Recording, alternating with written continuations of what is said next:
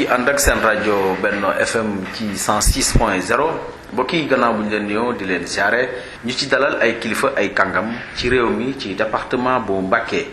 tey grand reportage ñu fas yéene ànd ak kàngam di yëngu ci mbirum politique général Diène Gueye di responsable politique bokk ci APR bu président Macky Sall nu koy sant baax di koy gërëm ci invitation bi nga ñu nangul ñu fas yéene waxtaan ak moom ci réew mi tolluwaay mi yenn ci ay poñ actualité niveau national ak local bi fii général ñu sant la gërëm la ñu bàyyi la nga nuyoo ak auditeurs yi ci 106.0. maa ngi leen di nuyu Cheikh Ba di nuyu sa bokki auditeurs yëpp di rafetlu invitation bi. d'accord nga bokk ci APR fan yi doolu démb ñu dégg ministre d'État Mbaye Ndiaye yëkkati ay kaddu ci mandat bu président gis ne président am na possibilité pour nekkat candidat ci élection 2024 yi ñu jëm nga bokk ci parti bi am nga ci jàngat loolu. waaw Mbaye li mu wax dafa leer daf ne ci constitution nga constitution moo ñu tënk ñun ñëpp moo la tënk ma moom ci constitution la wax ne suñ ci sukkandikoo président mën na poser waat candidat pour laaj 3e mandat. te loolu nag jàpp naa ne luñ mën a dégg la parce que bu dee constitution daf ñu tënk ñun ñëpp tënkaale président Macky Sall moom tey bu ñu àggee ci ay élection li constitution bi wax loolu moo gën a valable lu nit wax ci làmmiñam loolu mooy dëgg kon man Mbaye Ndiaye li mu wax luñ mën a commenter la kenn ku ne nag am sa gis-gis personnel parce que ci réewum démocratie lañ nekk mais Mbaye li mu wax dafa leer waxul na président day laaj 3e mandat waxul na candidat la pour 3e mandat mais daf ne constitution bi may na ko mu posé waat nekk candidat pour 3e mandat te constitution boobu yow da nga koo voté ma voté ko li ëpp ci sénégalais yi voté ko mu jàll ñu teg ko muy sàrti réew mi nga xam ne ñun ñëpp ci lañu war a tënku waaw. d'accord tey jii président bu doon yor 3e mandat ñu nangook mu nangul yow da nga ci ànd ak moom ci loolu. waaw xam nga nag man du ma toll ci ji di wax waxi góob man nekkuma ci loolu waaw parce que képp koo xam ne si ne asamaan dafa sëb bi nga war a ji. ku fa taxaw di la wax waxi góob mën nga koo dàq sa ay tool ndax kooku nu mu wut a liggéey fi ñu toll nii dañoo am benn mandat boo xam ne daf ñoo dese 4 ans ñu war ci wax bu ñu demee nag ba àgg foofu bu boobaa man danaa jël sama position mais li ma la bëgg a wax nag mooy adduna sax laa la wax adduna bi ñu nekk contexte yi day changé tey jii ba ma bëggee toog fii laaj loo ma loo xam ne 4 ans si kanam la tey jii xaw ma dinaa fekke xaw ma yooyu bi ma koy laaj di nga fekk xaw ma ñi koy déglu dinañ fekke loolu moom vraiment wax la joo xam ne si ne du am lu muy posé te man du ma def loolu. d'accord ay ndaw bokk ci parti bi niveau national gis ne am na ñu nekk ci parti bi dañu am ambition ci présidentielle yi ñu jëm cité ci Amadou Ba cité ci Mimi Touré ngay ndaw yem ak moom âge muy maire bu Mewane di Bara Ndiaye d'abord kàddu yooyu yow noo ko gisee. waxul dëgg kàddu yu amul benn fondement la. du dëgg man waxoon naa ci dinaa ko waxaat gis nga nit kenn du ko rey ci lu mu xalaat wax naa ko toujours ma wax ko nee naa leen nit kenn du ko rey ci lu mu xalaat nit boo koy rey da nga koy rey ci lu mu wax wala lu mu def Bara Ndiaye moomu di wax am na moom lu ko doy mooy mu lijjanti maire yi Meewaan boobu ñu ko jox te waa Meewaan kontaan ci moom kooku mooy dëgg na bàyyi góor yi muy tuumaal fan la gis Mimi Touré man Mimi bu may wax nag Sénégal dafa doy waar booy wax dañuy jàpp ne da ngaa am intérêt ci li ngay wax te pour ma leeral Sénégalais yi Mimi Touré man benn yoon laa moom la ma mës a recevoir ci àdduna bañ bokkee parti ba nëgën yi benn yoon mooy bi muy dëkk wetu assemblée nationale jëluma numéro am woowuma ko téléphone musuma lekk xaalisam pour wax la dëgg Amadou Ba buñ daje woon su ma nuyoo ma nuyu ko ku nekk day jàll comprendre nga musuma lekk benn dërëmam. ab murit laa Serigne Touba laay giñ barke maam Thierno Birahim mi mu dul giñee caaxaan Daaru Musti laa dëkk ñoom ñaar kenn laa ci musta lekk dërëm ñoom ñaar bu jógee ci ñoom lijjantiwuma leen musuma leen a seeti Mimi Touré laa ci mas a seeti benn yoon la comprendre nga waaye nag nit da ngay wax te yàlla tax parti bi ñoo ko bokk dañ cee xeex ba agsi fiñ ci agsi comprendre nga bu ñu amee lu ñuy wax nañ wax ak Barthélémy Dias mii Barthélémy Dias mi nga xam ne moom seen moroom la Macky Sall jox leen teraanga ñoom moom Bara Ndiaye moomu di wax Macky Sall da kaa jox teraanga ñi ngi bàyyi Barthélémy Dias muy lu nekk mu ko yekk président ak programme président ñu lànk tëdd waaf mel dañ ko ragal nekk di coow ci rajo yi di wax lu amul benn njariñ waaye Y'en a marre yi ni lu ne lañuy yekk programme président ak président ñoom président yëkkati leen gënuñu ci jeunesse bi jox leen teraanga ñu war a taxaw nekk bouclier nekk ay défenseur du président de la république nekk fii di wax loo xam ne si ne day yàq parti bi ak di wax loo xam ne day jaxase bopp président li ñuy wax dara du ci dëgg ñoom ñépp laa la wax génnewuma ci kenn ku ko wax rek waxoo dëgg ñoom ñépp ngay wax loo xam ne da nga ciy mën a teg baaraam nañu wax ne Mimi Touré fii la woote hôtel bii la woote guddi wala restaurant bii la dajale ay nit wala jeunes yi la dajale ñu wax ko mu nekk ab débat boo xam ne day leer ci bopp nit ñi nañu arrêté yooyu. président di leen jox teraanga nañ génn défendre ko président noonam yii mën na écarté wu mu liggéey li mu bëgg a liggéey loolu mooy dëgg lan moo tax ñuy la ñuy bàyyi Barthélémy Dias ñoom Baxtaar ay Y'en a marre ñi man président de la république man général barki Serigne Touba Mbacké la wante teraanga yi mu leen defal ñu am doole yi ñu am man su ma ko amoon ñoom Barthélémy Dias lijjanti naa leen ci 2 semaines laa koy man ultimatum maa la wax loolu ma xam naa ko mais comme ti bañ doo mën a yëy waaye bëñ yi leen président joxoon yi ñoom buñ ma ko joxoon kon ba Barthélémy Dias mokk na bu yàgg ban wanaa su ko leer na. d'accord léegi général ñu wax ci seen parti bi tolluwaay mi niveau national jàpp leen na nag dëgg-dëgg parti bi mën na fi jógee naax saa yi gannaaw coow yi nga xam ne ni fan yi mi ngi juddu rumeur yi di juddu jàpp leen na parti bi ci lay jaaree naax saa yi comme nit ñu bari nañ koy xalaate. xam nga parti bi lépp lu ñu dal rek xam nga ñun suñu biir la. ndax yàlla daf ñoo defal teraanga bu mel ni xamuñu ko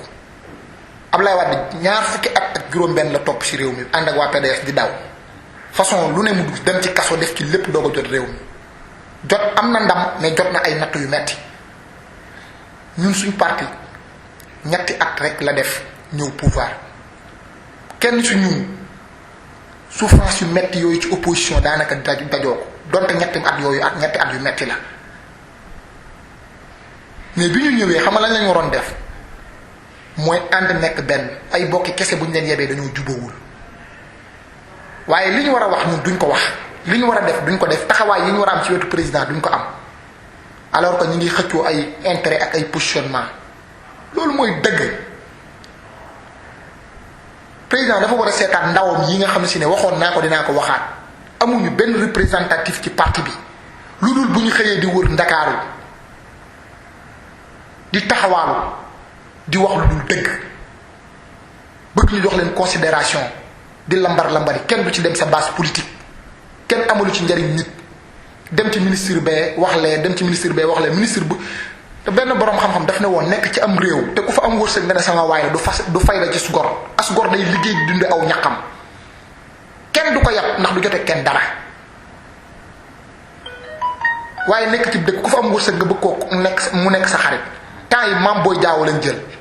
ndax nee nañ moo yore suuf si moo yore xaalis bi xaw ma lan ak lan moom na def attention moom Mame Boye Diao man xaw ma ko lijjantiwuma ko waaye dama koy wax ba mu leer na def attention ci ndaw yooyu nga xam ne taxawaaloo wax lu dul dëgg rek la ñuy liggéey. ndaw ñu daam ñu dëkk Touba fii woon non bu ma dugal ci loolu ñi may wax xam nañ seen bopp limoon naa leen jurul ma ciy dellu si waat comprendre nga parce que su ma leen dee lim di leen lim sax bu yàggee day mel ni damaa am ak ñoom benn lu ma jotee ñoom ak cas personnel te man awma kenn cas personnel man maa ngi sant Serigne Touba bu baax man wax naa ko waxati ko man li may wax bu déranger Macky Sall sax bu yoree lu muy joxe bu ma ko jox président Macky Sall li may wax su ko déranger bu ma yoree lu muy joxe bu ma ko jox waaye man naa ko wax dëgg rek mu dégg ko ndax man depuis ba ñuy opposé laa ko toppoon di ko jàppale ba heure bi te mooy suma président moom laay jàppale programme am laa gëm. mais teewul nag sama xalaat moom il faut ma wax ko. d'accord général seen parti bi tolluwaani fii niveau local fii ndaw ñu bari di fi pour jëm ci conseil départemental nga bokk ci parti bi situation bi tey boo ñu ko doon defal ban gis-gis nga am jàpp nga ne ni mu war a doxee dëgg mi ngi ci wàllu. fan si au niveau local. non au niveau local parti doxul wax naa ko loolu lu leer la ndax ñun dafa am benn débat boo xam ne ñun dañ ko war a débattre département yépp bu ñu tëddee di nelaw nekk ci jàmm ñun dañoo war a débattre ci département xam nga problème bi fan la nekk. man ak yow ak keneen bu ñu toogee nekk ci ab néeg man mi sama bopp di metti man damaa war a jóg xool nan laay def ba faj ko mais comme yow sa bopp méttiwut kee boppam méttiwut rek ma toog bëgg leen toppandoo bu yàggee musiba dana ma dal département yëpp mën nañ bañ a débattre ci lan ci conseil départemental peut-être ndax ñoom majoritaire foofu wala ñooy gagné mais ñun dañoo am problème boo xam ne dañ ci war a wax parce que wax naa leen 2014 li ñu daloon mooy Moustapha Cissé Lo moo ñëw nekk candidat wu Benno Bokk Yaakaar am ñu ne ci biir parti bi ñu lànk loolu laa wax saa dàgg dernière minute la génn lànk Galas Kaltoom lànk maire Soda Dieng lànk ak ñeneen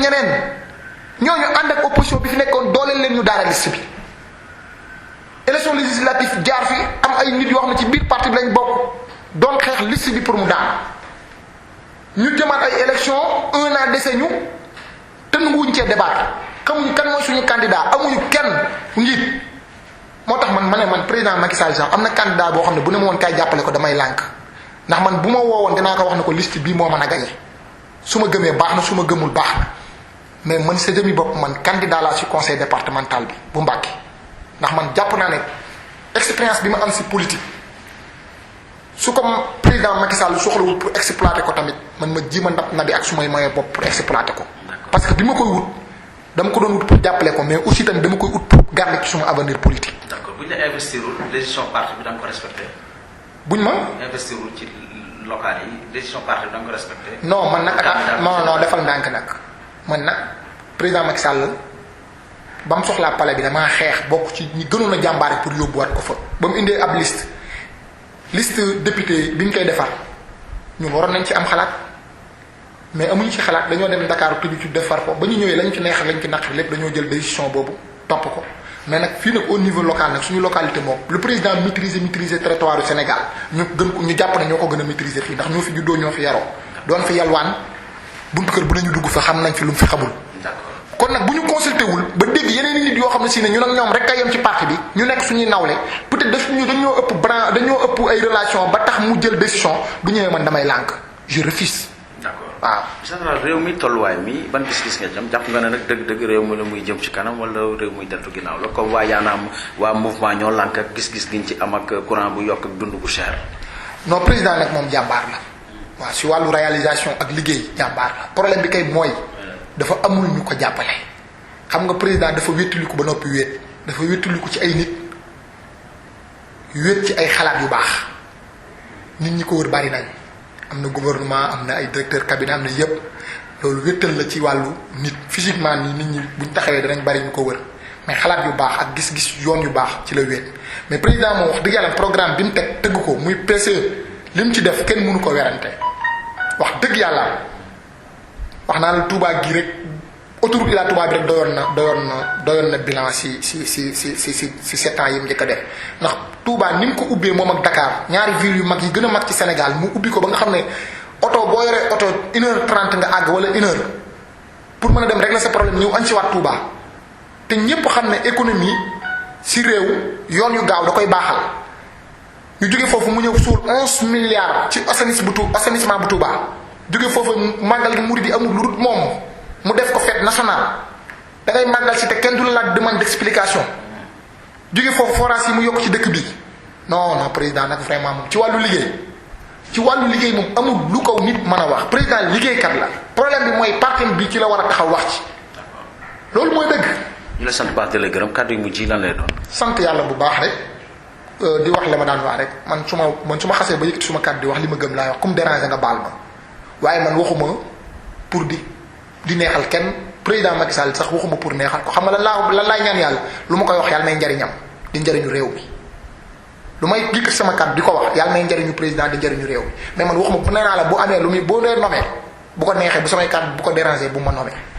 waaye. jaajëf kon mbokk yi grand reportage fii lañ ci am ak yéen tey général Diène Gueye bu APR lañ ci doon àndal ñu leen di sant bu baax di leen gërëm di leen jox dig daje ba suba ak jàmm ak beneen invité wéy leen ànd ak programme bi ci 106.0.